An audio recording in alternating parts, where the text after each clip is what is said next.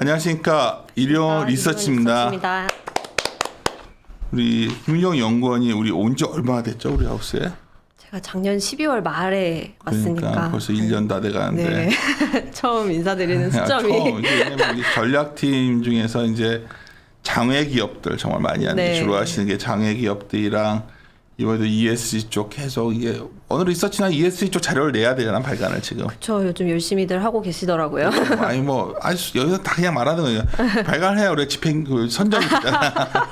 네. 이게 뭐 자료들에서 반드시 발간해야 되는 자료, ESG 자료도 있고 맡아서 네네. 해주고 있고. 어쩌면 그리고 이제 자료 나왔는데 하여튼 이번 주 많이 이럴 세미나 다니고 있죠 지금. 네, 오늘도 뭐 오전부터 해서 네. 열심히 다니고 있습니다. 김윤 연구원은 전에 이제 운영도 했었고 어제 네. 김윤 연구원 상사였던 그분이랑 통화도 했었는데 네. 안부 묻더라고 얘기했었는데.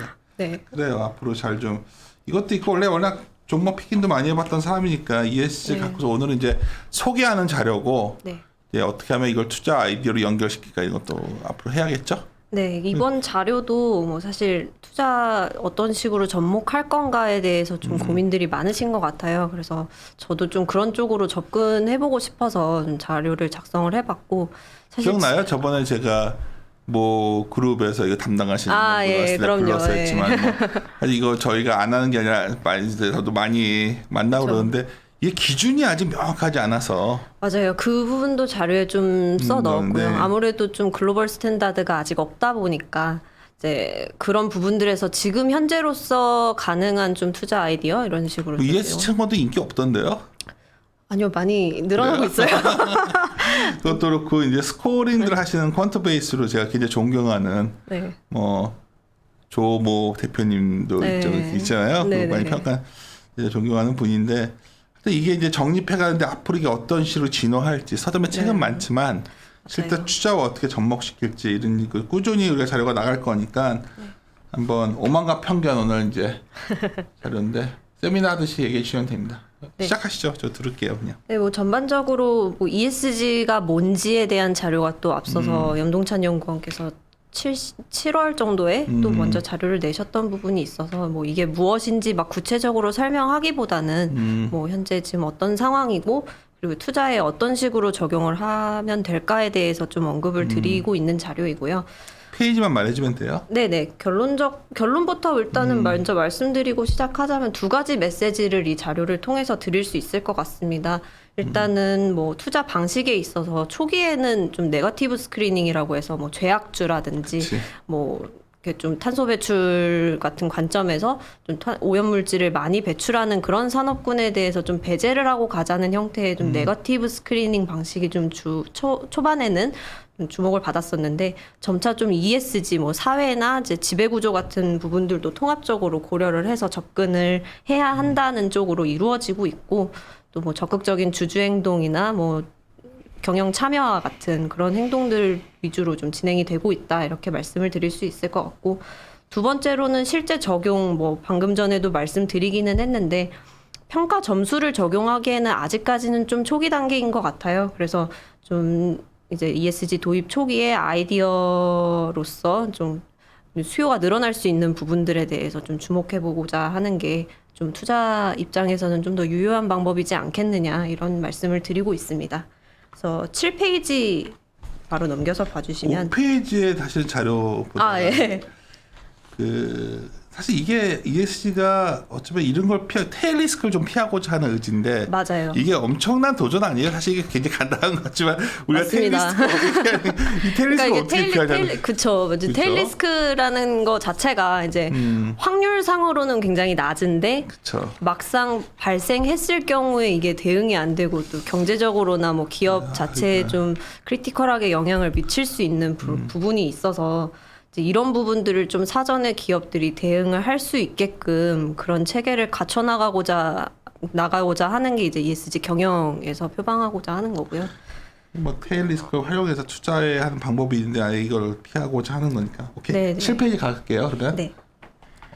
7페이지 이제 우측 하단표 먼저 봐주시면은 글로벌 기업들 대부분 이제 매출액이 높은 이제 대기업들이라고 불리우는 곳들의 지속 가능 경영 보고율은 거의 이제 100%에 육박하고 있습니다. 이제 웬만한 기업들은 다 이제 지속 가능 경영을 표방을 하고 있고 관련된 정보들을 이제 공시를 꾸준하게 하고 있다는 거고요.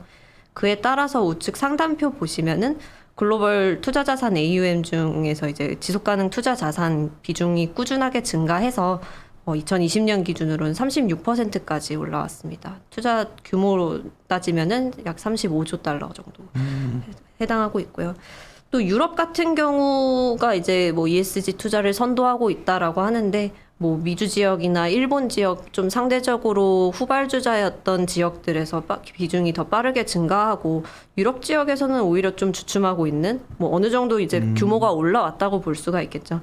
그렇게 좀 감소하는 모습을 보이고 있다는 점도 좀 특징적이었습니다. 좀 넘어가셔서 페이지 10페이지 봐주시면은 이제 사실 ESG 관련해서는 좀 기관 투자자들 뭐 연기금과 같은 이런 대형 기관 투자자 자금 비중이 확실히 뭐 높은 거는 사실입니다만 이제 ESG 관련해서 ETF도 공격적으로 출시가 많이 되고 있고 규모 자체도 작년부터 해가지고 상승률이 굉장히 가팔라진 부분이 있어요. 그래서 올해에만 이제 70% 정도 상승을 했을 정도로 이제 빠르게 증가하고 있는데 이쪽 영역에서 이제 개인 자산이나 리테일 펀드 이제 개인 투자자 입장에서는 사실 ESG를 직접 투자에 반영하기에는 좀 어려움이 있기 때문에 개인 투자자로서는 어쨌든 ESG 투자를 하고 싶다 했을 때 이용 가능한 방식이 어쨌든 ETF를 좀 활용하는 방식의 좀 하나이기 때문에 그런 부분들이 좀 반영이 되면서 이제 ESG ETF 규모가 커지고 있는 것이고 규모도 2020년 기준으로 약 25% 4분의 1 정도 차지할 정도로 늘어나고 있다 이렇게 보실 수가 있겠습니다. 다음 페이지 11페이지에 보시면은 뭐 주요 ESG ETF 글로벌 것들 좀 정리를 해놓았는데요. 뭐 상위 2개에 있는 DSI 티커랑 SUSL 같은 경우가 이제 블랙락에서 운용하는 뭐 AUM 기준으로는 가장 좀 규모가 큰 자산에 해당하는데 뭐 운용 방식을 보시면은 뭐 대체로 이제 ESG 등급을 매겨서 가장 높은 것들에 대해서 이제 시가총액 가중치를 부여해서 이제 지수를 추적하는 형태이고 뭐 포지티브 스크리닝 그리고 ESG 통합 방식 이렇게 좀 고려를 하고 있다고 보실 수가 있겠습니다. 사실 ESG 평가에 있어서 그래도 상당히 앞서 있는 곳이 MSCI잖아요. 가장 많이 쓰는 그렇죠. 곳 중에 한 아무래도 곳이죠. 이 DSI 맞습니다. 이게 그 MSCI 기준으로 이렇게 아마 그레이드 해가지고 하기 때문에 많이들 선호하는 것 같더라고요. 블랙락이 어떻게 보면 좀 ESG 투자를 이렇게 부흥시킨 그런 기관 그쵸. 중에 한 곳인데 블랙락에서 좀 MSCI 지표 따라서 만든 이 ETF가 또 크게 각광을 받고 있고 운용자산 규모도 지속적으로 커지고 있고 하기 때문에 뭐 언급드렸습니다. 그리고 세 번째 SPYX 지표 같은 경우가 ETF 같은 경우가 이제 네거티브 스크리닝 방식으로 채택되고 있는 방식이고요. 국내 ETF 중에는 네거티브 방식은 뭐 뚜렷하게 있지는 않습니다만 이제 이 ETF 같은 경우는 이제 화석연료 비축량 기준으로 좀 스크리닝을 하는 어느 정도 이상이면은 이 기업은 이제 S&P 500 중에서 고려하지 않는다, 이 ETF 안에 담지 않는다 이런 지표로 가지고 가고 있습니다. 뭐 다음 페이지 12페이지 보시면은 이제 우측 상단표에 GSIA라고 하는 이니셔티브에서 ESG 투자 방식을 7가지로 정리를 해 놓았습니다. 그래서 앞서 위에 있는 3개가 이제 스크리닝 방식이고요. 이제 네거티브 방식부터 해서 국내 같은 경우는 좀 포지티브 스크리닝 방식의 ETF도 많이 있고 한데 점차적으로 이제 하단표 보시면은 ESG 인테그레이션, 그러니까 ESG 통합 방식이 가장 이제 좀 주목받고 있는 투자라고 보실 수가 있겠습니다. 연평균 성장률 약 22% 정도 되고 2018년 통계까지는 네거티브 스크리닝이 그래도 아직까지는 가장 많은 유형의 ESG 투자이다라고 볼 수가 있었는데 2020년 들어서 그 상승세가 통합 방식의 상승세가 좀 네거티브를 앞선 오히려 네거티브 스크리닝 방식이나 이 베스트 인 클래스라고 되어 있는 부분이 포지티브 스크리닝 방식인데 그렇죠. 이쪽은 2018년을 고점으로 해서 이제 좀 꺾이는 모습 보이고 있습니다. 원래 그 그러니까 인베스트 투자가 어쩌면 좀 오래됐잖아요. 이게 사실은. 그렇죠. 이 임팩트 투자가 어떻게 보면 사회 책임 투자로 그렇죠. 보통 말하는 근데 부분이고요. 이거는 생각보다 규모가 되게 적네요. 임팩트 투자, 그러니까 전체적으로 차지하는 비중 면에서 아무래도 좀 수익성을 고려하기보다는 임팩트 투자 쪽이 이제 아무래도 공공성을 좀 더 중시하고 이런 부분이 있다 보니까 군수산업이나 뭐 그런 것도 네, 그렇죠. 그렇다 보니까 좀 그런 것 같고 그래서 이 7가지 방식 중에서 사실 임팩트 투자 방금 말씀하셨던 부분을 제외하고는 전반적으로 막 공익성을 따진다 이런 거라기보다는 전반적으로 지속 가능한 경영을 위해서 그리고 지속 가능한 투자를 위해서 추구하는 방식의 차이이기 때문에 일단은 1차적으로 수익성을 추구한다는 그 목적 자체에서 벗어나지는 않는다는 말씀을 드리고 있고요.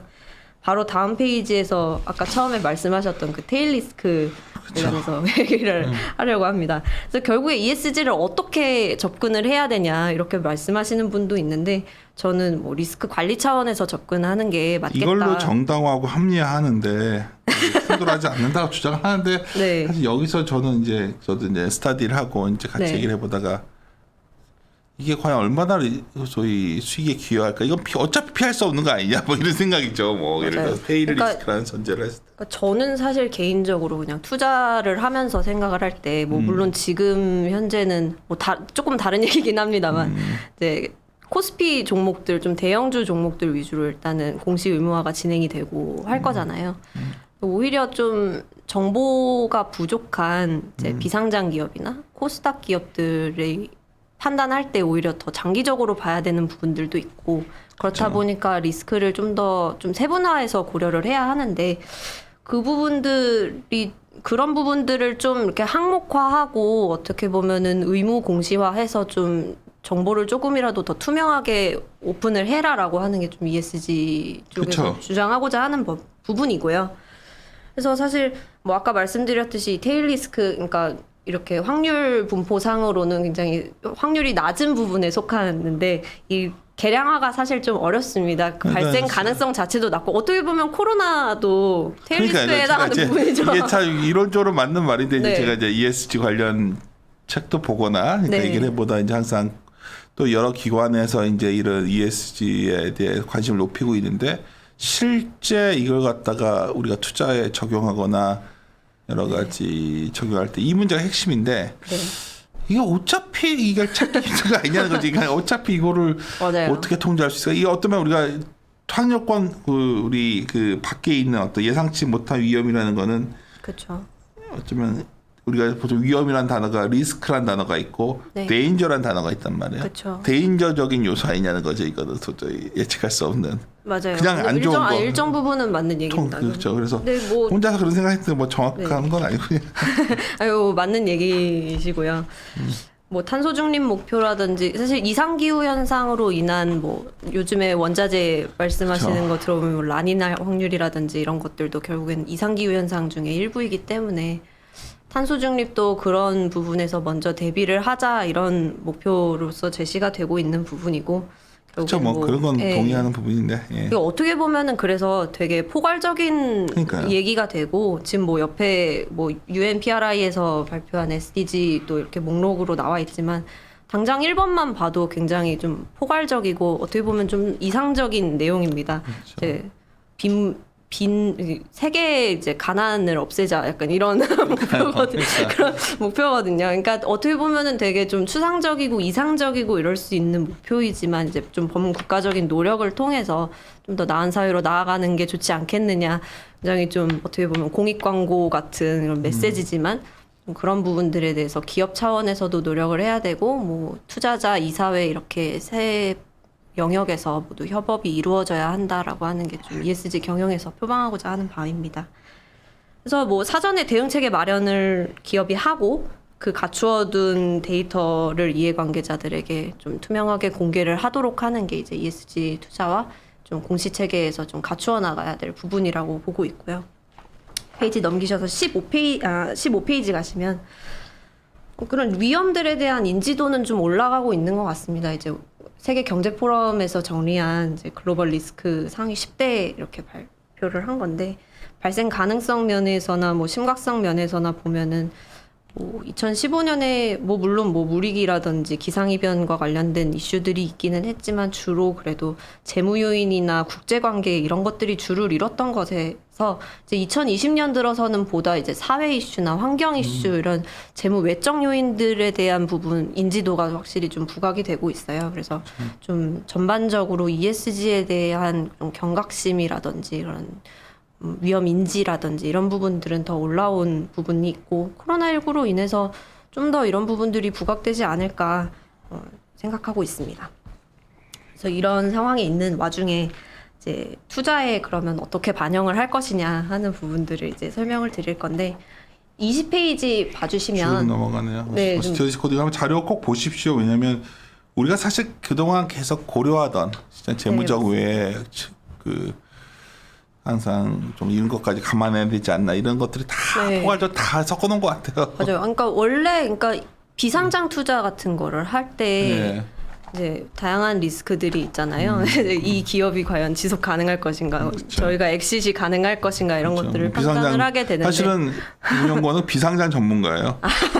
내가 요새 근데 비상장 얘기하니까 야 이건 난리래요. 그 KOTC의 어떤 종목 봤더니 500원에 상장했는데 후 뭔지 네, 알죠? 밥 먹다가 그 얘기하다가 최고 수익률입니다. 그 뭔지 알죠? 네, 알아요. 이게 말이 돼요? 그게 내가 네. 맨날 봤더니 뭐 도대체 이게 지금 뭐 이게 난리구나 지금. 뭐 다 그렇지는 못하지만 그 종목이 또 유독 좀 요즘 보니까 이제 물론 우리는 비상장 쪽에서 적자면서도 이제 그로스를 보는 것들이 있지만 최근에 이제 막 장외에서 내가 대박을 터뜨려야겠다 하면서 굉장히 건전한 장기 투자자들도 많이 들어왔지만 그래서 이제 한타 하려고 하는 사람들이 들어온 건지 대체 네. 밥 그건 알 먹으면서 수 그 얘기를 없지만, 하고 네. 왔어요 지금. 오케이 뭐 대단하대. 그거 9만 원 갖다 7만 5천 원 맞아요. 뭔지 알고 여기서 댓글에 남겨주시죠. 제가 네. 그 비하인드까지 다음에 방송에 얘기해 주죠. 네. 그거. 20페이지 보시면은 네. 그래서 이제 전통적인 이제 가치 평가 책에 이제 보통 위험률을 평가를 하는 거를 기대 수익률이라고 보잖아요. 그러니까 요거 정리 잘한 것 같아요. 왜냐면 네. 내가 이거를 내가 PD 자료 넣어갖고 좀 가서 어디 얘기할 때 하려고 이게 예. 왜냐면 우리가 기준까지는 뭐 할인율은 이자율 플러스 무이전 이자 플러스 위험 프리미엄 이렇게 딱 봤는데 네. ESG라는 게 들어가면서 그렇죠. 이제 그렇죠. 개별 주식 그렇죠. 리스크의 이제 ESG 평가 부분을 좀 감안을 그렇죠. 하는 식으로, 그러니까 기존의 그 딱 개별 주식 리스크, 시장 위험이랑 개별 주식 리스크까지 반영하는 거는 사실 양적 요인, 양적 위험들 좀 어느 정도 계량화가 가능한 부분들에 해당하는 부분이었는데 이제 ESG를 감안함으로써 이제 질적 요인까지 고려를 한다는 거고요. 이제 보다 정교한 투자가 좀 가능해지는 거라고 좀 보시면 좋을 것 같습니다. 사실 실증적으로는 아직 좀 적용이 뭐 적극적으로 되고 있지는 않지만 학계에서는 좀 더 연구가 많이 앞서 있어요. 예전부터 진행이 되어 왔고. 맞아요. 그래서 뭐 DCF라든지 뭐 효율적 투자선과 같은 경제 서적에 나올 것 같은 그런 개념들에 ESG를 좀 반영하는 형태의 논문들도 아카데믹 쪽에서 많이 하는 것 같아요. 네네. 굉장히 아카데믹 어쩌면 쪽에서는 실무보다는 네 아무래도 그렇죠. 이론적으로 막 규명을 하는데 네. 사실 제가 뭐 지식 짧아서 잘 모르겠고 이게 하여튼 굉장히 페이퍼들은 늘어나는 것 같습니다. 그래서 저도 뭐 복잡한 것들을 국내 주식에 적용하기는 좀 어려움이 있을 거라는 판단이 들어서 뒷페이지 보시면 이제 ROESG라는 개념, 이제 이 얘기를 ROE에다가 많이 하대요. 네, ROE에다가 이제 ESG를 접목시키는 개념, 이게 뭐 실제로 메이지홀딩스, 이게 일본 그러니까. 교수님이 처음 이제 개발을 해내신 이게 처음 사용하신 개념인데 실제로 메이지홀딩스라는 개념은 좀 자체적으로 메이지 ROESG라고 개발을 하셔서 경영 KPI로 제시를 하기도 하고 어떻게 보면 좀 가장 직관적이고 어떻게 보면 이해도 편하고 하기 때문에 좀 사용하게 되는 것 같습니다. 사실 앞선 개념들은 좀 제한해야 될 조건들도 많고 좀 학문적으로 접근하게 되기 때문에 실질적으로 어떻게 적용을 해야 하나 하는 부분들이 있는데 그래서 이 개념을 좀 국내 주식에 좀 적용을 해보는 시도를 해봤어요. 그래서 뭐 국내 평가기관 중에 KCGS라는 곳이 있고 그다음에 해외 평가기관 중에 블룸버그, 레피니티브, MSCI 이렇게 세 군데의 평가 결과를 좀 산술 평균을 내서 해당 4개사 중에서 적어도 3개 이상의 평가 결과가 존재하는 기업들 추리니까 한 360개 정도? 그 정도 됐었는데 그 중에서 좀 시가총액 규모로 일단은 좀 거르고 그리고 영업이 좀 3년 이상 흑자를 보였었고 했던 기업들 또 추리고 나니까 74개 기업 추려졌습니다. 그 기업들을 대상으로 ROESG 지표를 분석을 했는데 일단은 23페이지 표로 넘어가시면은 이게 좀 그러니까. 직접적으로 해석하면 굉장히 이상한 결과가 나옵니다. 일단 좌측 하단표는 좌측표는 이제 해석하면 이제 ROE에 ESG 접목시킨 이제 ROES 점수가 RSK 보면 높을수록 이거는 의미가 없어요. 네, 이 PB 이게 사실 이렇게 해놨지만 네. 저거 이제 이거는 통계적 유의성이 거의 없다는 얘기거든요. 그렇죠. 이게 지금 거의 뭐 0.1, 0.003 이렇게 나오는 건 그러니까 어떤 방향성을 가진 게 중요한 게 아니라 지금 통계적 유의성 자체가 너무 부족해서 이게 물론 지금 기업 개수 자체도 100개도 채 안 되고 그리고 뭐 이제 ESG 평가의 좀 적합성 부분에서도 좀 원인을 찾을 수가 있을 또 것 하나는 같은 게 그 ESG 4개간의 산술 평균을 썼단 말이에요. 맞아요. 그게 이제 산술 평균이라는 게 네. 우리가 평균이라는 개념이 굉장히 많잖아요. 과거서부터. 맞습니다. 근데 이게 그리고 각자 MSCI 방식과 굉장히 다르거든요. 맞아요. 다른 부분이 그러니까 이게 여기서 이게 ESG가 되게 갈 길이 멀다는 우리가 지금 우리 자료에서 말씀드리고자 하는 거는 뭐 ESG의 시대, 뭐 ESG를 갖고 벌어야 된다고 하지만 실제 우리가 이걸 하나하나 이제 투자의 실무에 적용시킬 때 문제들은 생각보다 굉장히 간단치 않더라. 맞아요. 바로 뒷페이지에서 설명드릴 부분이기는 맞아요. 한데 네. 이제 글로벌 기준으로 봐도 그렇고 국내 기업 같은 경우는 좀 더 심합니다. 이제 글로벌 주요 ESG 평가 기관들 같은 경우는 이제 가장 많이 쓰이는 게 아까 말씀드렸던 MSCI라는 맞아요. 곳이 있고 서스테이널리틱스 지금 현재는 모닝스타가 가지고 있는 회사인데 두 기관을 굉장히 오래 가장 하신 많이 분들이죠. 네네. MSCI도 그렇고 그 서스테이널리틱스도 굉장히 뭐 나름대로는 각자의 로직을 가지고 또 나름대로의 그 노하우를 가지고 그럼요. 네 그런 편이지만 두 지표 간의 상관관계를 봤을 때 0.53 그러니까 반은 다르다는 얘기가 나오거든요. 서스테이널리틱스는 너무나 지배구조 중심이고 맞습니다. 이거 너무 다르다니까요. 제가 이게 맞아요. 그리고 애초에 이 기본으로 이제 산업을 나누는 분류 자체도 다르고 그러니까. 서스테이널리틱스 같은 경우는 일단은 IFRS 정의를 좀 많이 따라가고 있는 부분들도 있고 말씀하셨던 것처럼 이제 지배구조 쪽에 어쨌든 좀 특화가 돼 있는 굉장히 부분들이 강점이 있어서 계신 곳이고 네네. 잘하는 곳이지만 네. 그러니까 난 글로벌 표준이 MSCI 쪽으로 가지 않을까. 네, 이게 어느 쪽으로 갈 거라는 얘기는 내 뭐 생각- 함부로 드릴 수는 없을 이거 것 오해들 같습니다. 하실 수 있고 여러 군데 준비하고 계시니까 근데 이제 그러니까 아무래도 뭐가 맞다 틀리다의 그런 개념을 개념이 넘어서서 뭐가 맞다 틀리다 이런 거의 개념을 넘어서서 일단은 좀 표준 자체 그러니까 기준점이 서 있어야 그거를 기반으로 뭐 특화를 시키거나 할 텐데 제가 봐도 그 네. 기준이 없으니까 이게 오히려 이쪽에 대한 그레이드에 대한 소위 맞아요. 크레딧이 떨어져 버리는. 맞아요. 그래서 이전에 그때 뭐 네. 왔을 때도 제가 질문 드렸었던 부분이 표준에 대해서 좀 이거 안 고민이 듣겠죠? 내가 그래서 그냥 기분 약간 나빠했잖아. 내가 막 야 이게 무슨 뭐 앞뒤말 안 맞는 거 아니냐 막 근데 이제 사실 가장 전문가거든 그분이 느꼈죠. 이게 그렇죠. 뭐 MSCI 직접 계시기도 했고 직접 평가를 하셨던 분이시기도 내가 하고. 나름대로 저도 이쪽 관심 네. 있어서 계속 하는데 야 이게 참 어려운 거더라고요. 예. 네. 해외도 그렇고 국내 같은 경우는 지금 일단은 해외 기관들에서 거의 대형주 아니면은 커버를 안 하기 그러니까요. 때문에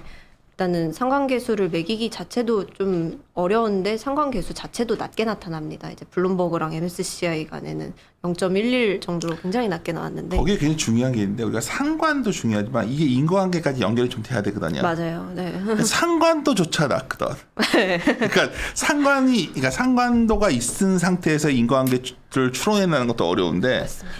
이 상관도마저 지금 좀 이러다 보니까 아니 뭐 이걸 우리가 뭐 디스하거나 ESG를 하는 게 아니라 그럼요. 네. 분명히 이쪽으로 가고 있어요. 지금 굉장히 이쪽으로 갈 수밖에 10년 뒤에는 엄청난 변화가 있을 것 같은데 맞아요. ESG에 대해서 이렇게 좀 이걸 왜 자료를 했냐? 우리가 이제 여러 점수를 받아야 되기 때문에 쓰는 자료도 있지만 또 하나는 굉장히 여러 가지 이슈화되고 있는 것은 그냥 별로 언급 없이 다들 ESG의 시대다. ESG를 알면 투자에 뭐 아이디어를 얻을 수 그래서 환경 종목, 환경주, 뭐 지배 구조 관련주 이렇게 너무 단순화시키고 있는데 네. 그런 건 맞아요. 아니다. 뭐 예. 특정 테마로 가는 것도 그렇고 네. 이제 뭐 앞서 그러니까 원래 정석적으로라면 아까 보여드렸던 그림처럼 이제 그렇죠. 뭐 시장 위험 그리고 비체계적 위험에서 ESG를 고려한 부분들 이렇게 해서 딱 계량화할 수 있으면 맞아요. 너무 아름다운데 지금까지는 그 점수 자체가 아직까지는 좀 건너가야 할 과정들이 있지 않나라는 말씀을 드리고 있는 것이고 네. 그렇기 때문에 뭐 아까 산술 평균으로 반영을 하기도 했지만 이게 어쨌든 컨센서스가 나오려면 어느 정도 좀 상관성이 있어야 된다고 그러니까요. 보는데 지금으로서는 너무 낮지 않나라는 말씀을 드리고 있습니다.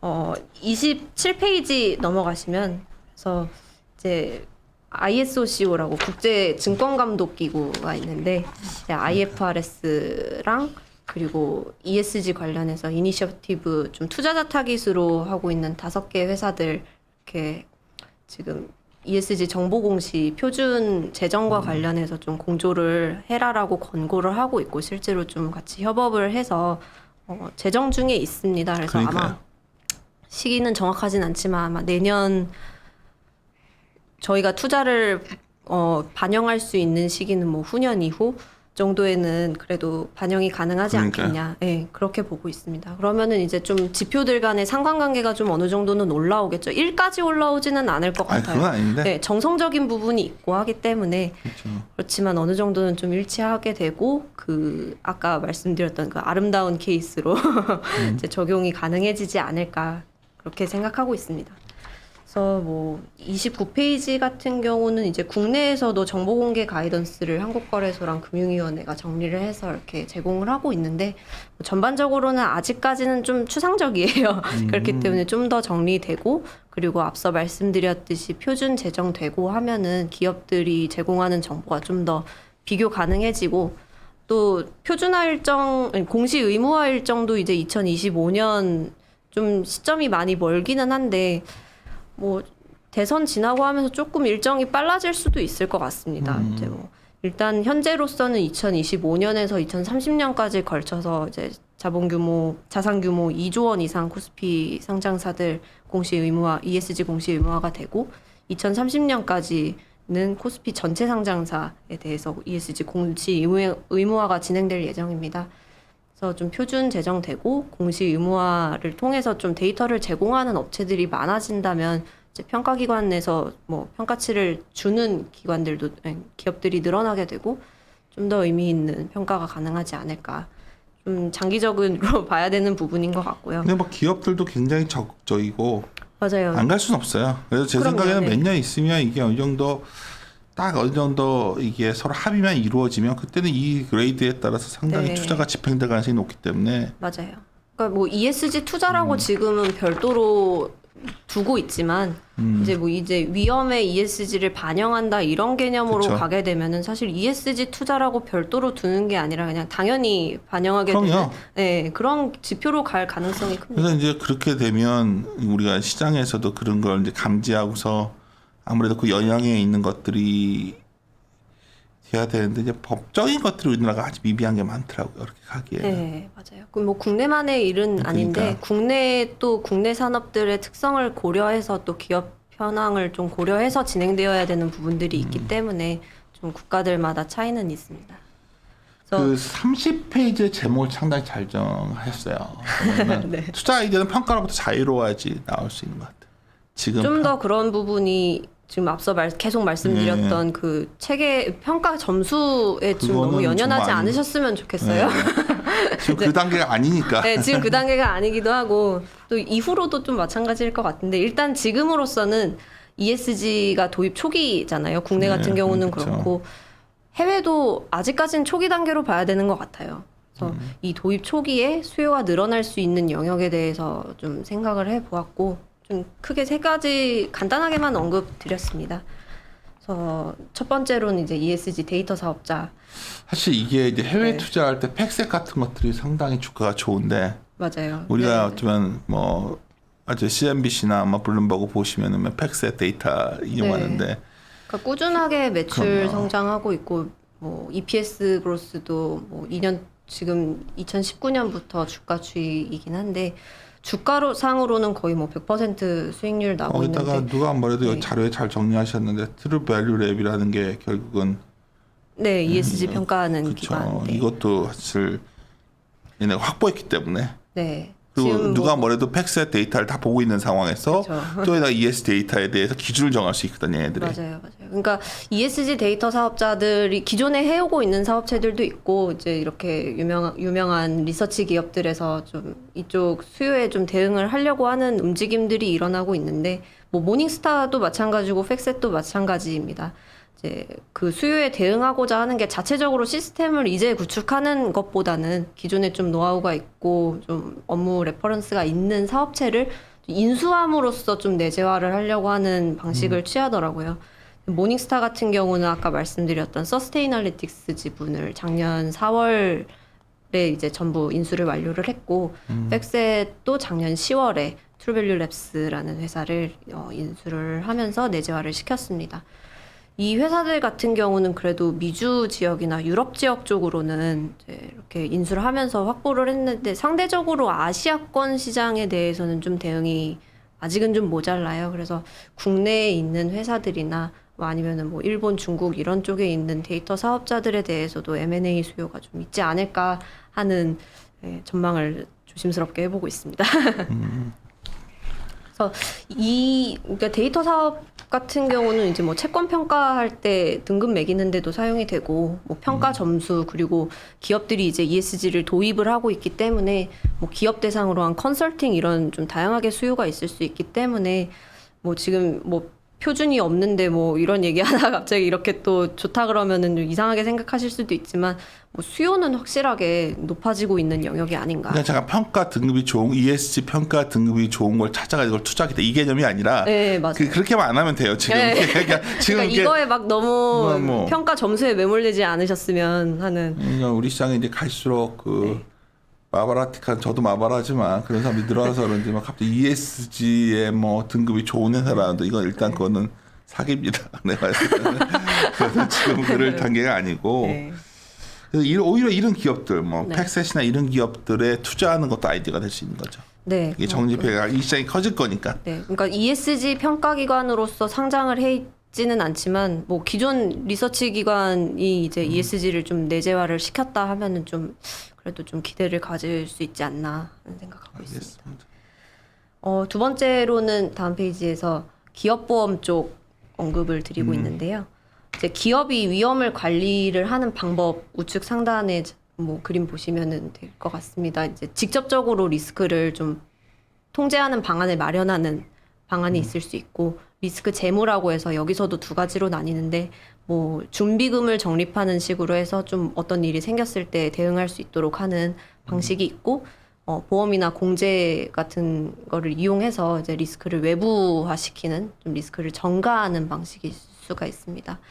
이제 우측 하단표를 먼저 보시면은 대기업보다는 중소기업이 이제 보험료 매출액 대비 보험료 소비가 꾸준하게 늘어나고 있는 모습을 보실 수가 있습니다. 그리고 국내 총으로 봤을 때도 좌측 하단표 보시면 이제 GDP 대비 보험료 비중이 꾸준하게 올라오는 모습을 보실 수가 있는데 이제 대기업들은 자체적인 대응 체계를 갖춰 놓았기 때문에 일정 수준을 유지 혹은 소폭 늘려 나가는 식이지만 이제 중소기업 같은 경우는 내재화 그러니까 위험 컨트롤을 내부적으로 하기에는 조금 부족함이 규모적으로 있기 때문에 이런 부분들을 좀 보험 쪽으로 돌리는 경향이 있지 않겠냐.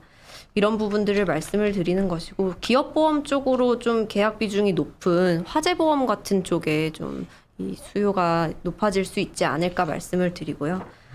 35페이지 차트를 먼저 보시면은 이제 기업들 리스크 유형별로 좀 분류를 해놓았고 그러네요. 관련되네 보험이랑 왜냐면 약간 테일적인 상황이니까 자연재 네, 그쵸. 뭐 어떻게 보면은 뭐 이걸 어떻게 대응해라고 하지만 보험으로서 어느 정도 대응이 그러니까. 가능한 부분들도 노하우도 있다 있고. 이렇게 볼 수 있는 거니까요. 그리고 일단은 지금 ESG 또 평가 쪽으로 넘어가기는 하는데 이 안전망을 가지고 있느냐 여부에도 또 점수가 좀 영향을 미치기 때문에 일단은 지금 보시면 상단에 그 자연재해로 인한 뭐 손실부터 해서 뭐 배상 책임 리스크 이런 영역까지는 대체로 이제 보험 상품이나 공제로서 좀 어느 정도 대응이 가능한 편입니다. 그 부분들은 확실히 보험 쪽으로 대응을 하고 계시는 비중이 높고요. 근데 이제 환경오염 리스크라든지 뭐 공급자 리스크, 경쟁자 리스크 이런 것들은 사실상 뭐 보험으로 될 거는 아니기 때문에 기업 단에서 고려하고 있거나 영향도가 높다라고 응답한 비율은 높지만 그거에 비해서는 이제 좀 대응이 어려운 상태입니다. 뭐 사실 현재 있는 보험 상품이나 이렇게 뭐 보상 기법이나 이런 걸로 실질적으로 대응하기 어려운 부분들은 있는데 또 코로나를 지나면서 이 표 자체는 일단 코로나 이전의 서베이 결과거든요. 근데 이제 코로나 사태를 좀 지나고 하면서 좀 영업 중단 리스크에 대한 부분은 좀 부각이 되고 있다고 보고 있습니다. 중간쯤에 있는데 현재 국내 같은 경우는 이 부분들을 화재보험이나 기계보험 그리고 뭐 재산종합보험의 특약 형태로서 좀 보장을 일부 하고 있는 부분인데 이쪽 부분에서의 좀 수요가 높아질 수 있지 않을까 하는 생각을 하고 있고 또 보험 상품이 향후에 좀 더 다양화가 돼서 좀 더 다양한 리스크에 대응할 수 있는 영역을 갖춘다면 또 기업 측에서는 이제 보험을 활용해서 이 리스크들에 대응을 하고자 하지 않을까 이런 아이디어를 간단하게 드리고 있습니다. 다음 페이지에서는 다음부터 뭐 투자에 가장 얘기 많은 게 탄소 중립이죠. 네, 뭐. 지금 어떻게 보면 가장 또 얘기 많이 나오고 있는 부분 중에 하나인 것 같습니다. 원자재 가격 이게 오히려 탄소 중립 목표를 시행함으로써 이제 그러니까요. 인플레이션을 유발한 게 아니냐 하면서 좀 부정적으로 보시는 분들은 뭐 말씀을 하고 계시고 이게 좀 시행착오라고 볼 수도 있을 것 같아요. 이제 탄소 발전, 석탄 발전을 억제를 하고 이제 탈원전을 하고 이러면서 이제 대체 에너지로 가야 되는데 아직까지는 그 대체 효율성이 그만큼 나오지 않다 보니 좀 상대적으로 채택 가능한 방식인 뭐 LNG 쪽으로 쏠리는 시기고요. 그걸로 인해서 이제 다른 원자재까지 좀 영향을 파급 효과가 있는 형태의 상황인데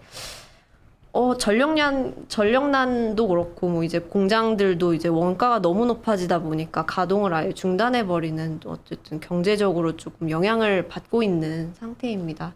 그래서 사실 실질적으로 좀 단기적인 목표의 조정은 있지 않겠느냐라는 이야기가 나오고 있고 저도 좀 그런 식으로 생각을 하고 있습니다. 그래서 뭐 탈원전을 장기적인 목표로는 두겠지만 석탄 발전을 중단하는 거를 장기적인 목표로 두겠지만 당장 막 모든 거를 멈추어라 이게 아니라 지금 시설을 가동을 하되 좀 탄소를 덜 배출하는 그런 방식으로 가지 않겠느냐. 그러면서 이제 대체 에너지 쪽의 효율성 기술 개발을 통해서 효율성을 좀 더 높여나가면서 이제 전차적으로 이런 속도 조절이 필요하지 않겠느냐라는 말씀을 드리고 있는 것이고요.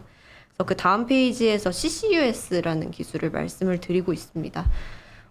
탄소 이제 뭐 석유화학이나 철강, 시멘트 아래 나와 있는 것처럼 대체로 이제 탄소 배출량이 많은 산업들이 이제 배출을 아주 못할 수는 없거든요. 이제 그 배출하는 탄소를 처리를 해야 되는데 뭐 시장에서 많이 얘기가 나오고 있는 수소화 전략도 물론 의미가 있지만 실질적으로는 이제 이 탄소를 잘 퍼지지 않게 잘 모아가지고 이거를 또 다시 다른 원료로서 활용을 한다든지 저장을 한다든지 하는 기술로서 처리를 하는 게 넷째로 이게 목표에는 엄청난 코스트일 것 같아요, 근데. 탄소 포집이요? 네. 뭐 물론 기술이 이게 간단할까? 근데 이 기술은 신기술은 아닙니다. 70년대부터 그래? 이게 탄소 천연가스 발전에 적용되어 왔던 기술이기 때문에 뭐 기업 입장에서는 계속 전에는 코스트로 안 쓰던 것들이 갖고 코스트가 추가되는 느낌이어서. 그쵸, 그거는 있죠.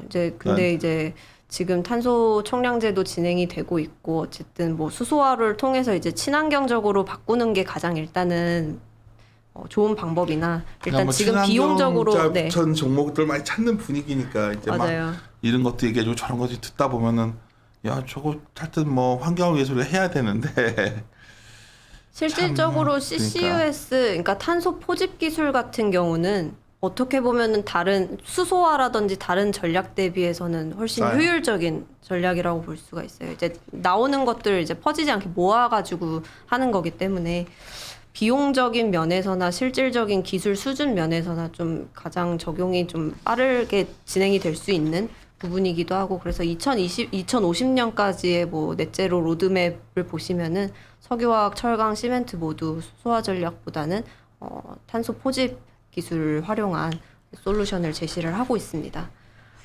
다음 페이지 38페이지 보시면은 그 부분을 조금 더 보실 수가 있는데 우측 상단표 그러니까. 보시면은 이게 지금 원자력을 멈췄을 때 혹은 탄소 포집을 하지 않았을 때 그러니까 이 마이너스로 돼 있는 부분들이 이제 이 부분을 멈췄을 때 필요한 이제 대체 에너지 요구량이거든요. 이게 100기가와트를 줄였다고 100기가와트만큼 대체 에너지를 생산하면 되는 게 아니라 거의 뭐 2배, 3배 아직까지는 효율성이 떨어지기 때문에 이 요구하는 캐파가 훨씬 큽니다.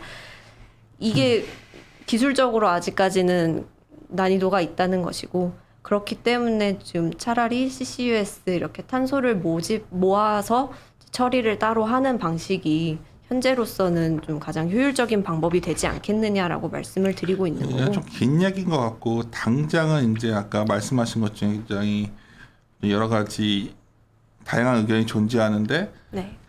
여러 가지 요새 부작용이 나왔기 때문에 이걸 좀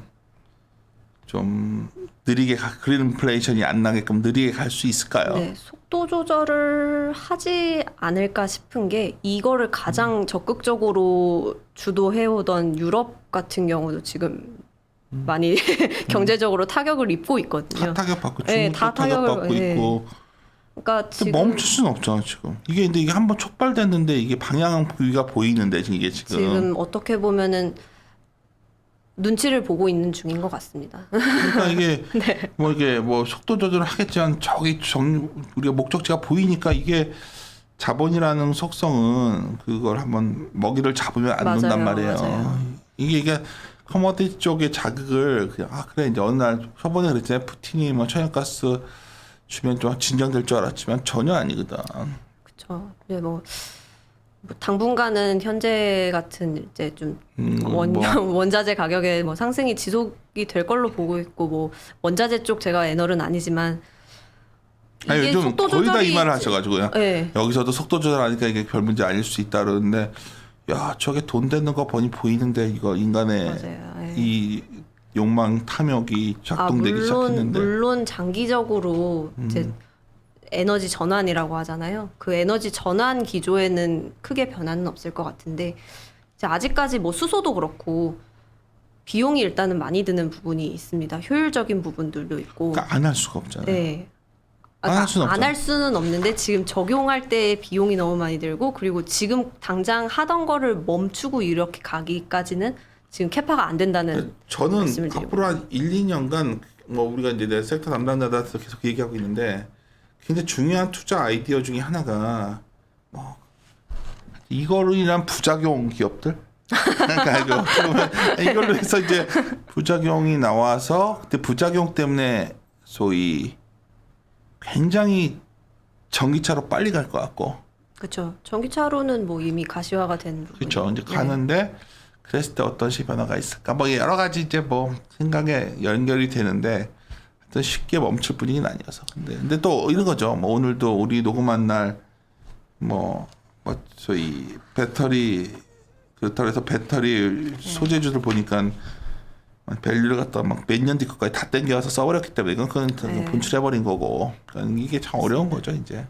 뭐 어차피 이제 신재생 에너지 같은 경우는 당장 상용화 단계는 아니지만 이제 기대감으로 땡겨왔던 것들이 있기 때문에 뭐 어떻게 보면은 지금 말씀드리고 있는 영역들은 어떻게 보면 이제 네거티브 스크리닝 차원에서는 좀 스크리닝 대상이었던 맞아요. 그런 기업들이 그러니까 굴뚝산업 쪽에 해당하는 영역들이 이제 탄소 포집을 통해서 어떻게 보면 이 부분이 탄소 배출권을 또 따로 보유하게 되는 수단이기도 하거든요. CCUS 기술이. 그래서 좀 글로벌 기업들이나 국내 기업들 이제 정리해 둔 부분들 같은 경우는 좀 대응을 하고 있는 부분, 노력들을 하고 있는 부분을 이제 정리를 해 둔 것이고 KC 코트렐 같은 경우는 이제 좀 전사적으로 그런 솔루션을 제공하는 기업이기도 합니다. 그리고 뭐 에코프로 HN 같은 경우들도 이제 탄소 배출 부분에 있어서 솔루션을 제공하고 있는 기업이고 그래서 그런 부분들은 좀 그런 회사들은 좀 수요가 증가하고 근데 있지 않을까. 네. 그것이 실제 매출화돼서 연결된다면 참. 근데 실제로 이제 뭐 수주 잔고나 이런 것들을 봤을 때는 수요는 확실히 있는 것 같아요. 오히려 여기서 처리할 수 있는 캐파의 문제이지. 사실 기업들이 뭐 자체적으로 지금 이렇게 기술 개발을 통해서 갖출 수도 있지만 뭐 솔루션을 통해서 이제 이용을 할 수도 있는 거잖아요. 그렇다 보니까 그런 영역들의 수요도 좀 증가할 수 있지 않을까. 현실적으로 물론 뭐 신재생 에너지 저도 정말 좋게 보고 있고 장기적으로 당연히 이렇게 전환이 되어야 하는 게 맞다고 보지만 기술 개발이 좀 더 요구가 되는 부분이고 그렇다 보니까 현실적으로 현재 단계에서는 좀 이제 CCUS 같은 탄소 포집 기술이 좀 약간 곁가지 아이디어로서 좀 얘기할 만하지 않을까 해서 나는 항상 네, 그래요. 말씀드렸습니다. 뭐 우리 제 스타일 옆에서 보면 별로 간섭들 안 하는 스타일이잖아요. 네. 네, 굉장히 저는 저희 본업에 대해서는 굉장히 전 치열하게 해야 된다 보는데 네. 주식 투자하는 이유가 결국은 이 돈을 버는 일인데 네. 기업하기 싫을 것 같아요 이제.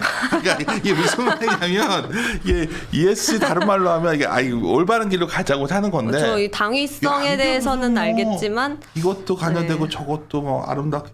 그러니까 내가 저번에 한번 식사 자리를 해서 ESG 야 기업이 뭐 준조세까지는 아닌데 뭐 이게 갈수록 기업 참 사업하기 만만치 않겠구나. 근데 물론 옛날에는 왜 돈을 벌었냐면 환경 오염시키면서 나쁜 짓 하면 돈 벌었다 이렇게 하면 할 말 없지만 네.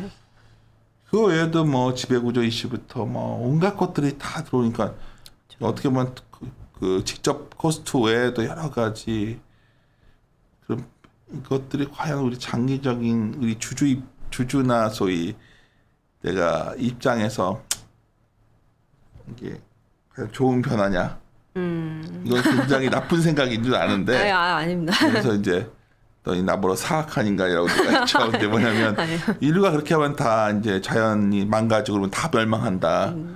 근데 여기서 이제 고민이 되는 거죠. 뭐 모든 걸 시장에 맡겨서는 안 되겠지만 뭔가 우리가 이게 한계에 왔고 인류가 이걸 극복하기 위해서 이런 시도를 하고 있는데 굉장히 기업들 입장에서는 이제 버든이 맞아요. 커지고 있다. 맞아요. 특히나 이제 국내 같은 경우는 이제 제조업 위주이기 때문에 그러니까. 네. 특히나 또 환경 이슈가 부각이 되면서 국내 기업들의 부담은 확실히 커진. 기억나요? 우리가 불과 몇 개월 전에 뭐 조선주 슈퍼사이클 얘기하면서 외쳤지만 네. 이게 왜 막히는지를 잘 봐야 돼요. 그러니까 그때 우리가 조선 에너리 요새 안법령을 자꾸 물어보시는데 과연 슈퍼사이클이 오겠는가에 대한 고민도 하는 거거든요. 저는 지금 그러니까 네, 제가 그 섹터가 아니다 보니까 아닌데 이제 뭐 발언을 좀 조심하게 되는데. 뭐 댓글에 어떤 분이 물어보셔서 페이스북에 그래서 어떤 담당자를 지정해서 하려고는 하는데 서두를 이유가 없다는 생각이어서 저는 그쪽은 그렇죠. 이제 기껏해 에너지선 쪽이 이제 그쪽은 커질 것 같아요. 근데 이제 하여간 참 이게 사업하기가 어려워지는 게 하는구나. 코로나가 더 촉발시켰다 이게 지금 코로나로 인해서. 네, 좀 코로나로 인해 그렇죠. 고립화되고 서로들 인간도 고립화됐었고 국가들도 각자 고립화되고 있는 것 같고. 네.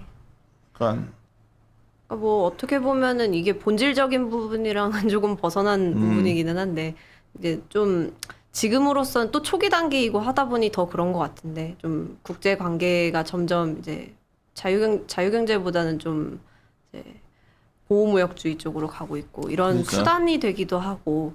맞죠. 또, 네. 이게 이런 식으로 계속 기업의 행동에 제약을 갈 네. 나라별로 또 적용이 다를 것이고 네. 그 시장에 진출하려면 더 까다로운 나라들이 있을 것이고. 그러니까 실질적으로 만약에 ESG가 이렇게 가다가 뭐 더 안 좋게 끝난다면은 좀 그런 문제들이 좀 촉발이 돼서 좀 문제가 되지 않겠느냐라고 보고 있는데 제가 일단은 표현하자면 서로 잘해보려다가 꼬여가는 느낌도 네, 있어서. 전 세계적으로 일단은 뭐 필요성에 대해서는 인식을 그럼요. 하고 있고 일단 도입이 되고 있고 관련돼서 투자 자산이나 이런 게 늘어나고 있는 상황에서 그럼 우리는 실질적으로 어떤 식으로 투자를 해야 될까 고민을 안 할 수는 없잖아요. 그래요. 뭐 그런 내용이었으니까 네. 하여튼 하고 가도 이제 정말 ESG는 이렇게 말은 하지만 우리가 우리의 고객들한테는 가장 중요한 평가 기준 중에 하나가 되고 있기 때문에 계속해서 업데이트하면서 하여튼 찾아봅시다. 네, 뭐 정기 자료로서 또 그건 장외 기업들도 좀 아이디어도 하고 네. 아까 말했던 그런 종목은 수수께끼를 내드렸으니까 댓글에서 뭐 확인해야지. 첫 글자만 가르쳐 줄까요? 네, 뭐 아까 제가 얘기를 했던 것 같은데 다시 한번. 네, 두뭐 그러니까 여러 가지 최근에 술자리 화제거리입니다. 네. 네, 마무리 짓도록 하겠습니다. 네. 함께 고민하시죠.